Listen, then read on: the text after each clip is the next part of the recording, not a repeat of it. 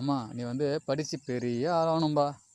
ஏன்பா எல்லா அப்பாவும் தான் புள்ள இன்ஜினியர் ஆகணும், போலீஸ் ஆகணும், வக்கீல் ஆகணும், டாக்டர் ஆகணும், பெரிய பெரிய அதிகாரி ஆகணும்னு ஆசைப்படுறீங்களே? எந்த அப்பாவாச்சு தான் புள்ள விவசாயி ஆகணும், விவசாய அதிகாரி ஆகணும்னு ஆசைப்படுறீங்களா? எல்லா அப்பாவும் கோடி கோடியாக சம்பளம் வாங்கணும், வீடு வாங்கணும், காரு வாங்கணும், பங்களா வாங்கணும் ஆசைப்படுறீங்க. ஆயுசு முழுக்க ஆரோக்கியமாக வாழணும்னு ஆசைப்படுறீங்களா?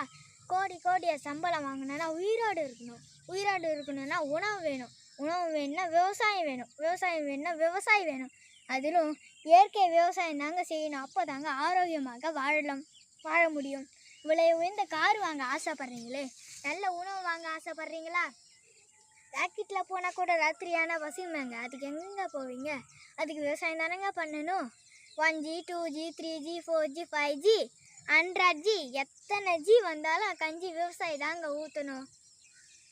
ஆடிக்காரில் போகிறது வாழ்க்கை இல்லைங்க, ஹாஸ்பிட்டலுக்கு போகாமல் இருக்குது தாங்க வாழ்க்கை. இயற்கை வேளாண்மை பற்றியும் நன்மவர் பற்றியும் ஆரம்ப பள்ளியிலே கொண்டு வரலாங்க. அதை பற்றி இயற்கை விவசாயத்தை பற்றி தெரிய வருங்க. உழுதுண்டு வாய்வாரே வாய்வார் மற்றெல்லாம் தொழுதுண்டு பின் செல்வார். இதை 2000 வருஷத்துக்கு முன்பு திருவள்ளுவர் கூறியிருக்கிறாங்க. நம்ம தாங்க அதை மறந்துட்டோம். இயற்கை எல்லாம் உயிர்களுக்குமான வாழ்க்கை.